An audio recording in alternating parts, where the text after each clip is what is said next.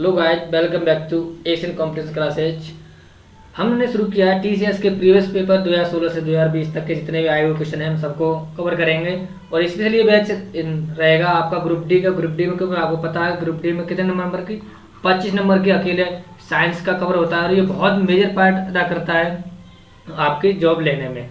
तो 25 नंबर के विज्ञान आते हैं, विज्ञान के जितने भी क्वेश्चन 2019, 20, 21, 16 से जितने भी आए हुए हैं उनको सबको हम कवर करेंगे चैप्टर वाइज। तो आज ये पार्ट 1 है और प्रत्येक दिन आपको एक वीडियो मिला करेगी आपको साइंस की, अल्टरनेट मिलेगी, एक साइंस की, एक जीएस की, फिर एक साइंस की, फिर एक जीएस की। तो आई होप आपको वीडियो पसंद आता है तो प्लीज लाइक अवश्य करें। देखते हैं पहला क्वेश्चन है, बाहर की एसआई इकाई है। तो बाहर की एसआई इकाई क्या होती है आपको पता होगा, सिंपल सा क्वेश्चन है, न्यूटन होती है। और कुछ और एसआईयों के नाम करेंगे, याद करेंगे। तो देखो लंबाई की एसआई इकाई क्या होती है, मीटर। लंबाई किस में नापी जाती है, मीटर में। मास यानी द्रव्यमान की क्या होती है, किलोग्राम होती है। समय की विद्युत धारा की एम्पियर। ये इंपॉर्टेंट इकाई होती है, उनको आपको याद रखना है। ज्योति तीव्रता की कैंडला। पदार्थ की मात्रा की मोल, ये सब आपको याद रखना है। और ताप इंपॉर्टेंट बनता है, ताप की क्या इकाई है, तो ताप की होती है केल्विन। अब आप कहते हो हम तो डिग्री सेल्सियस में नापते नहीं, तो फ़ारेनहाइट में तो नापते हैं। क्योंकि हम जो बुखार आपने देखा होगा तो जब डॉक्टर के पास जाते हैं तो किस जो यंत्र का नाम ही चीज़ पूछ रहे हैं, स्फिग्नोमैनोमीटर, उससे नापते हैं। तो उसमें दिखाते हैं हमारा बुखार कितना था, 98.4 है। तो हमें कोई बुखार नहीं है, नहीं हम नॉर्मल है ना, 98.4। तो देखते हैं, शुरू करेंगे। ये नापने में क्योंकि हमें कभी पूछ लिया जाता है कि फ़ारेनहाइट में कितना है, कैल्शियम में कितना है, शरीर का टेम्परेचर और केल्विन में कितना है। तो इसको हम देखते हैं, 1 बाय 1 कवर करेंगे। आइए शुरू करते हैं। तो देखो पहला क्वेश्चन है, तो इसको इरेज करता हूँ और इसको बड़े आसान तरीके से समझेंगे। और यहाँ से ये सूत्र है आपका और यहाँ से सारे हम कवर करेंगे बहुत अच्छी तरीके से, ठीक है। तो बिना देर किए शुरू करेंगे। देखो C/5 = F माइनस, ये F है, F माइनस 32 डिवाइडेड बाई 9 और K माइनस 273.15 डिवाइड बाई 5। अब हम इसको इस सूत्र के माध्यम से हम आराम से निकाल सकते हैं कि सभी का टेम्परेचर। देखो पहला सवाल है कि इसे पहले बोल दिया उसने, इसने इतने से बोल दिया कि पानी का बॉइलिंग पॉइंट कितना होता है फ़ारेनहाइट में बताओ, फ़ारेनहाइट में बताओ। सिंपल सा क्वेश्चन है। तो देखो निकाल देंगे, क्यों निकालेंगे, देखो C/5। अब C का मतलब कैल्शियम में पानी का कितना होता है, तो इसको सॉल्व करेंगे, कितना होता है 100 होता है बट्टे 5 बराबर F माइनस 32/9। अब देखो यहाँ से हम निकाल सकते हैं बड़े आसान से, है ना, बड़े आसानी से निकालें। देखो यहाँ से निकाल, 5 से कितना बार गया 20 बार, और 9 दूनी 18, 180 बराबर F माइनस 32। अब ये 32 माइनस का इधर ले जाएगा, कितना आ जाएगा 212 बराबर फ़ारेनहाइट। आंसर आ गया आपका। सीधा सा क्वेश्चन है, आपको नहीं याद है तो आप सिंपल सी बता सकते हैं कि जो पानी उबलेगा वो कितने फ़ारेनहाइट डिग्री टेम्परेचर पर उबलेगा, 212। अब ऐसे क्वेश्चन पूछी जाए कि कितने केल्विन पर उबलेगा, डिग्री सेल्सियस में तो बताया 100 पर उबलता है, लेकिन कितने केल्विन में उबलेगा, तो इसका संबंध यहाँ पर रख दो। देखो C/5 बराबर K माइनस 273.15 डिवाइड बाई 5। देखो 5 से 5 उड़ गया और C का मान यहाँ रखेंगे 100 के, को कितने पर उबलता है पानी, 100 पर उबलता है। अब K माइनस 273 है और ये यहाँ से इधर ले जाएंगे, कितना आ जाएगा सीधा 373.15। ये भी हमारा आंसर आ गया कि पानी 373 केल्विन पर उबलने लगेगा, अथवा बॉइलिंग पॉइंट है उसका, अथवा द्रव से गैस में बन जाएगा 373 के बाद, ठीक है। इससे सीधा सीधा क्वेश्चन और पूछ लिया जाता है सिंपल सा कि जो मनुष्य का शरीर का तापमान होता है वो डिग्री सेल्सियस में कितना होता है। वैसे तो होता है फ़ारेनहाइट में दिखाते हैं तो 98.4, लेकिन डिग्री सेल्सियस में कितना होगा। तो इस सवाल को मैं अभी यहाँ रिमूव करता हूँ, इसके बाद वो भी सवाल आपको बताऊंगा। ये रिमूव कर दिया मैंने, तो कितना होता है। अब बात करते हैं, उसमें सूत्र रख लो। उसने पूछा डिग्री सेल्सियस में कितना होता है, तो डिग्री सेल्सियस में C/5 और फ़ारेनहाइट में आपको पता है कितना होता है 98.4 माइनस 32/9। देखो निकल आएगा, बड़े आराम से निकल आएगा, है ना। तो C/5 हम इतना हमने याद कर लिया। तो अब हम इसको क्या करेंगे, ये क्या है 98, ये क्या है 98। अब 98.4 में से 32 घटाएंगे तो देखो दूसरी लाइन में C/5। मैं आपको डिटेल में बता रहा हूँ, आपको इतने करने की जरूरत नहीं है। 66 कितना आ जाएगा यहाँ पर 4 है ना, 4 होता है 4, 66.4। अब और बट्टे 9। अब देखो यहाँ से हम यहाँ पर इसको काटेंगे तो यहाँ पर मैं काट पीट ज़्यादा नहीं कर रहा हूँ, सीधा सीधा बता रहा हूँ आपको। ये हो जाएगा C बराबर 7.4 इंटू 5। तो आंसर आ जाएगा आपका कितना, सीधा सीधा आंसर आ जाएगा आपका 37 डिग्री सेल्सियस। ये मनुष्य का टेम्परेचर होता है शरीर का, और फारेनहाइट में कितना होता है 98.4। अब इसका वो और भी कुछ भी पूछ ले, आपको इस सूत्र से सब कुछ निकाल सकते हैं। तो मैं फिर बता रहा हूँ, C/5 is equal to F minus 32/9 is equal to K minus 273.15 divided by 5। Next question देखते हैं। नेक्स्ट क्वेश्चन है आपका, भार का SI मात्रक क्या है। तो भार का SI मात्रक क्या हो जाएगा, मैं पिछली वीडियो में बता चुका हूँ, सॉरी पिछले क्वेश्चन में ही है, आंसर हो जाएगा न्यूटन। नेक्स्ट है संवेग की इकाई क्या। देखो सिंपल से क्वेश्चन है, उसमें कुछ करना जरूर है ही नहीं, है ना।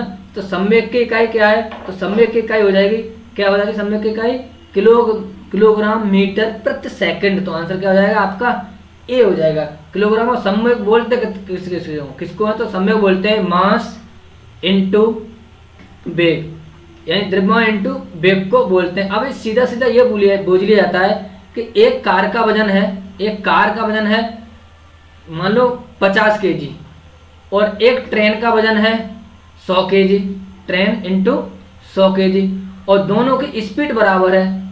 दोनों की स्पीड कितनी है, बराबर है। मान लो 50-50 है, इसकी 50 है और इसकी 50 है। तो संवेग कितना होगा भाई, संवेग होता क्या है, मास इंटू वेग। जिसका द्रव्यमान ज्यादा होगा उसकी संवेग ज्यादा होगा। ट्रेन का द्रव्यमान कितना है, ज्यादा होता है, भारी होती है ट्रेन, तो उसका द्रव्यमान ज्यादा है, तो संवेग भी इसी का, ट्रेन का ही ज्यादा हो जाएगा। नेक्स्ट देखते हैं, है ना। और ये संवेग क्या है, यह एक सदिश राशि है।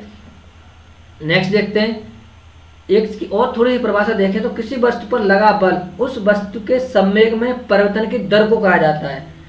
ठीक है। नेक्स्ट क्वेश्चन है आपका, नेक्स्ट देखेंगे। उद्योग में शक्ति की इकाई है। उद्योग में शक्ति इकाई किस, आपने देखा अश्व शक्ति, तो क्या है हॉर्स पावर, देखा हुआ है आपने, हॉर्स पावर अश्व शक्ति, यानी ये आंसर होता है। उस उद्योग में क्या होता है, अश्व शक्ति।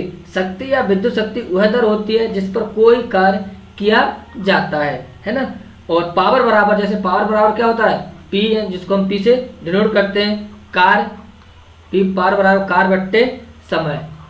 बट्टे समय, अथवा इसको बोलते हैं वर्क, और इसको बोलते हैं डिनोट करते हैं T से। यही संबंध होता है। कार्य करने की क्षमता को हम क्या बोलते हैं, इसको बोलते हैं ऊर्जा, है ना। और कार्य करने की दर को हम क्या बोलते हैं, शक्ति। ये आपको याद रखना, मोस्ट इंपोर्टेंट है। नेक्स्ट है, ध्वनि को मापने के लिए कौन से एकक यूनिट द्वारा, और हाँ, एक अक्षशक्ति बराबर क्या होता है, ये भी थोड़ा भूल गया। एक अक्षशक्ति बराबर होता है 746 वाट, 746 वाट। अब हम इसको और भी तरीका से कहें, वाट या जूल प्रति सेकंड। वाट को हम ऐसे कहते हैं जूल प्रति सेकंड, और एक अक्षशक्ति बराबर होता है 746 वाट या जूल प्रति सेकंड। नेक्स्ट देखते हैं, साउंड, ध्वनि को मापने के लिए कौन सी यूनिट का प्रयोग किया था, सबको पता होगा, सिंपल सा आंसर है डेसिबल। अब आपको बता देगा WHO वर्ल्ड हेल्थ ऑर्गेनाइजेशन है, उसने ध्वनि को जो सुनने योग्य है सबसे बेस्ट बताइए कितनी, 45। और उसने ये भी कहा है कि 75 से ज़्यादा ध्वनि मनुष्य के शरीर के लिए कैसी होती है, हानिकारक होती है। लेकिन मनुष्य की सुनने की क्षमता होती है वो 20 से 20,000 हर्ट्ज के बीच होती है, इतनी मनुष्य सुन सकता है ना, इसकी क्षमता होती है। लेकिन ये 75 से ज़्यादा होगी तो ये मनुष्य के लिए क्या होता है, हानिकारक होती है। अब ये कैसी अनुदैर्ध्य तरंग है, अनुदैर्ध्य तरंग जितनी भी होती हैं वो कैसी होती हैं, सबकी सब तरंगें, उनको माध्यम की आवश्यकता होती है। इसका इट मीन्स ये होता है कि माध्यम की आवश्यकता होती है तो ये निर्वात में गमन नहीं कर सकती। निर्वात में गमन है इसका मतलब यह है कि अगर हम चंद्रमा पर जाएं या अंतरिक्ष में जाएं, यदि हमारे पास कोई व्यक्ति बोलेगा तो हमें सुनाई नहीं देगा, चाहे वो हमारे बिल्कुल पास ही क्यों न खड़ा है, क्योंकि इसके लिए जरूरत होती है माध्यम की। किसी माध्यम को लेकर जाएगी, अकेली ये नहीं जा सकती। सिंपल सा क्वेश्चन पूछ लिया गया है कि जो ध्वनि की गति है वो सबसे ज़्यादा किस में होती है, तो मैं आपको बता देता हूँ। सबसे ज़्यादा होती है ठोस में, उसके बाद होती है तरल में, और उसके बाद होती है गैस में। अब वायु में पूछ लिया जाए तो वायु में इसकी गति होती है 332 मीटर प्रति सेकंड, इसकी स्पीड होती है 332 मीटर प्रति सेकंड। अब इससे क्वेश्चन इतनी बार कई बार पूछा गया है कि चंद्रमा पर एक व्यक्ति एक व्यक्ति है, 1 मीटर दूर पर ये व्यक्ति है, यदि वो इससे कुछ बोल रहा है तो क्या उसको सुनाई देगा या नहीं? बिल्कुल नहीं सुनाई देगा, क्योंकि वहां पर वायुमंडल नहीं है और ये जो ध्वनि है वो किसी माध्यम में जाती है। आपने देखा होगा कि ट्रेन लोहे की पटरी है, उसमें आपको ज़्यादा जाएगी, तरल है पानी में उससे ज़्यादा जाएगी और हवा में उससे थोड़ी सी कम जाएगी। क्वेश्चन और भी पूछा गया है कि किस में सबसे ज़्यादा होती है और कितनी होती है, तो मैं ये भी बता रहा हूँ आपको। सबसे ज़्यादा आपको बात करें क्वेश्चन आए तो सबसे ज़्यादा होती है एल्यूमिनियम में। एल्यूमिनियम कितनी होती है तो वो भी बता रहा हूँ मैं, 6400 मीटर प्रति सेकंड होती है। इसके बाद होती है निकिल में होती है 6040 मीटर प्रति सेकंड होती है। इसके बाद होती है स्टील में, कितनी बार क्वेश्चन आया है स्टील में कितनी होती है, तो ये होती है 5940 मीटर प्रति सेकंड। इतना आपको याद रखना है। इससे भी ज़्यादा और याद रखना है कि समुद्री जल में कितनी होती है। सिंपल सा क्वेश्चन पूछ लिया, खारा पानी या समुद्री जल में, तो इसमें होती है 1531 मीटर प्रति सेकंड। और आर्द्र जल में जो वर्षा का पानी होता है उसमें होती है 1498 मीटर प्रति सेकंड। और जो अपना एथेनॉल होता है उसमें होती है 1207 मीटर प्रति सेकंड। इतनी सारी आपको याद रखनी है। अब एक क्वेश्चन और पूछ लिया जाता है कि घनत्व बढ़ने पर ध्वनि की चाल पर क्या असर पड़ेगा। तो भाई घनत्व यानी जो चीज ज्यादा भारी हो गई, हैवी हो गई, उस पर ध्वनि की चाल भी बढ़ जाएगी। घनत्व बढ़ने पर ध्वनि की चाल बढ़ जाती है और कम होने पर कम हो जाती है। इतना आपको याद रखना है। नेक्स्ट देखते हैं विद्युत आवेश का SI मात्रक क्या है, तो आंसर हो जाएगा आपका कूलम। विद्युत मात्रक का इलेक्ट्रिक चार्ज क्या होता है, कूलम होता है। और यूएसए साइंटिस्ट थे बेंजामिन फ्रैंकलिन ने इसकी खोज की थी, किसकी, कूलम की। मोस्ट इंपोर्टेंट है। नेक्स्ट क्वेश्चन देखते हैं। देखो मैं अपनी तरफ से यहाँ कुछ भी ऐड नहीं कर रहा हूँ, जितने भी क्वेश्चन आए हुए 2018-19 के पेपर में ग्रुप डी और NTPC के में। और आपको ग्रुप डी इतनी सिंपल है, इतनी वैकेंसी है 1 लाख से ऊपर, इसमें आप जॉब नहीं ले पाए तो बहुत शर्म की बात होगी, है ना।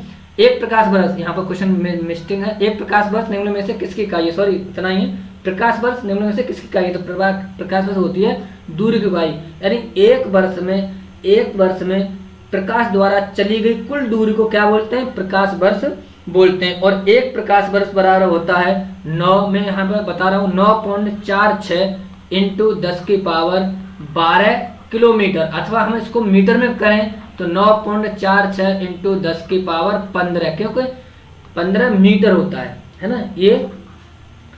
ये चाल होती है। नेक्स्ट देखेंगे प्रतिरोध की SI इकाई है। प्रतिरोध की SI इकाई क्या होती है, ओम होती है। और ये बराबर होता है B बराबर IR। ये सूत्र आपको मोस्ट इंपोर्टेंट है, कई बार आपका सवाल पूछा जाएगा। यहाँ R क्या है, प्रतिरोध है। नेक्स्ट देखते हैं SI प्रणाली में प्रतिबल की माप क्या होगी। SI प्रणाली में प्रतिबल की माप क्या होगी, तो आंसर हो जाएगा newton meter square. Answer D हो जाएगा न्यूटन मीटर स्क्वायर। नेक्स्ट देखते हैं आंतरिक, इसका मतलब पूरा सूत्र बात करें तो देखो आंतरिक प्रतिबल बट्टे क्षेत्रफल, आंतरिक प्रतिबल बट्टे क्षेत्रफल होता है प्रतिबल।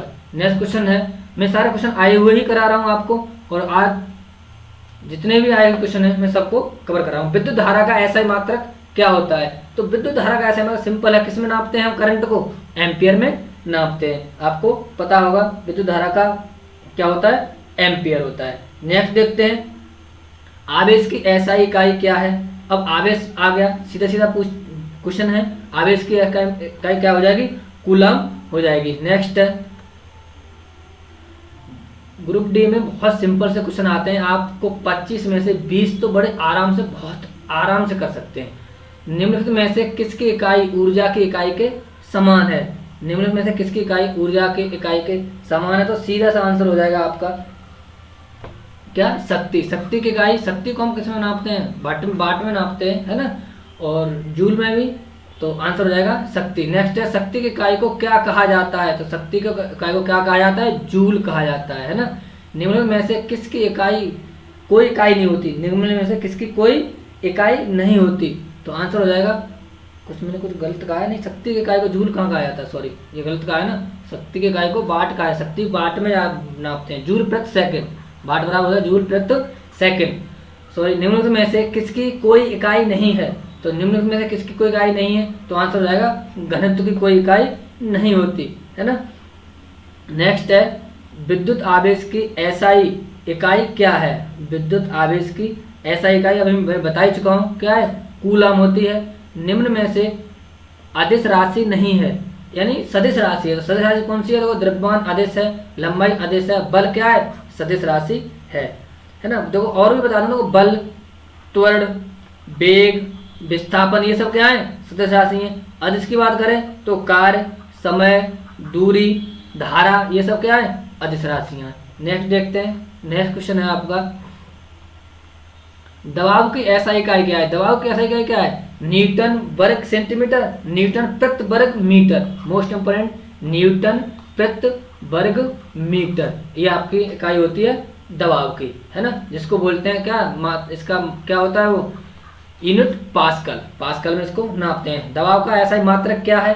तो देखो फिर वही क्वेश्चन पूछ लिया गया, दबाव का ऐसा मात्रक क्या हो जाएगा? पास्कल। नेक्स्ट देखते हैं, नेक्स्ट क्वेश्चन है, पृथ्वी से लेकर सूर्य तक की अनुमानित दूरी की लंबाई की यूनिट क्या है? अनुमानित दूरी की लंबाई की यूनिट क्या है? तो सीधा सीधा क्वेश्चन पूछ लिया गया आपको, तो इसकी यूनिट क्या हो जाएगा आपका? Astronomical unit. एस्ट्रोनॉमिकल यूनिट होती है, इसका आंसर हो जाएगा। बल यानी फोर्स की ऐसा यूनिट, बल किस में नापते हैं हम? बल नापते हैं हम न्यूटन में। निम्नलिखित में से कौन सी मात्रा और उसकी ऐसा इकाई सही रूप से सुमेलित नहीं है? देखो प्रेशर को हम, दबाव को किस में नापते हैं? पास्कल में अभी बताया था। फ्रीक्वेंसी को हम हर्ट्ज में नापते हैं, ये सही है। इलेक्ट्रिक कंडक्शन को हम किस में नापते हैं? ये थोड़ी टाइपिंग मिस्टेक है। और देखो ये है मैग्नेटिक फ्लक्स को हम टेस्ला में नहीं नापते, इसकी आती है वेबर। किस में नापते हैं? मैग्नेटिक फ्लक्स को वेबर में नापते हैं। तो आंसर क्या हो जाएगा? सी करेक्ट आंसर हो जाएगा। नेक्स्ट क्वेश्चन है, विस्थापन की ऐसा इकाई क्या है? विस्थापन की ऐसा इकाई क्या है? तो इसका आंसर हो जाएगा आपका किलोमीटर, बिल्कुल नहीं, मीटर प्रति सेकंड या सेंटीमीटर या मीटर। तो विस्थापन नापते हैं हम मीटर में। अब क्या आपको पता है कि विस्थापन और मीटर में क्या अंतर होता है? क्या कोई बताएगा? विस्थापन और दूरी, सॉरी, विस्थापन और दूरी में क्या अंतर होता है? तो बिल्कुल होता है। दूरी जैसे हम जा रहे हैं यहाँ से, ये पॉइंट है और ये पॉइंट है, विस्थापन की सीधी एक दिशा है और यहाँ की सीधी यहाँ तक की दूरी हो गई विस्थापन। लेकिन हम यहाँ गए, ऐसे गए, फिर ऐसे गए, फिर ऐसे गए, फिर यहाँ से गए, यहाँ से गए, यहाँ पर पहुंचे, तो ये हो गई हमारी टोटल दूरी। ये दूरी, तो दूरी ज़्यादा हो सकती है, दूरी कोई दिशा नहीं होती, लेकिन विस्थापन एक क्या है? सदिश राशि है, जबकि दूरी एक अदिश राशि है। मोस्ट इंपोर्टेंट है। तो यहाँ से यहाँ तक हम सीधी दूरी नापेंगे तो आएगी हमारी विद्युत विस्थापन, और इसको नापते हैं किसमें? मीटर में। विभवांतर की ऐसा इकाई है, तो मोस्ट इंपोर्टेंट आंसर, विभवांतर किस में नापते हैं हम? वोल्ट में, है ना। विभवांतर किस में नापते हैं? वोल्ट में। और आवेश का मात्रक होता है कूलम, और विभवांतर का मात्रक होता है वोल्ट। मोस्ट इंपोर्टेंट है। Next question, sorry, next question finish होते हैं, यहीं पे ये क्वेश्चन फिनिश होते हैं। आई होप ये वीडियो आपको पसंद आता है तो प्लीज़ ज़्यादा से ज़्यादा लाइक, शेयर एंड सब्सक्राइब बस करें। ऐसे वीडियो में आपको पर डे लाता रहूँगा, एक अल्टरनेट लाऊंगा। एक दिन आपका जीएस का रहेगा, अभी पॉलिटी चल रहा है और बहुत अच्छा क्वेश्चन इसमें चल रहा है। पॉलिटी के जितने भी क्वेश्चन आए हुए हम सारे फास्ट वे में रिवीजन करा रहे हैं, और इसमें भी आपको जितने भी न्यूमेरिकल हैं, सवाल जितने भी आते हैं, वो वेरी सिंपल तरीका से आपको हो जाएंगे। आई होप ये वीडियो पसंद आता है तो प्लीज़ लाइक अवश्य करें। Thank you watching for all.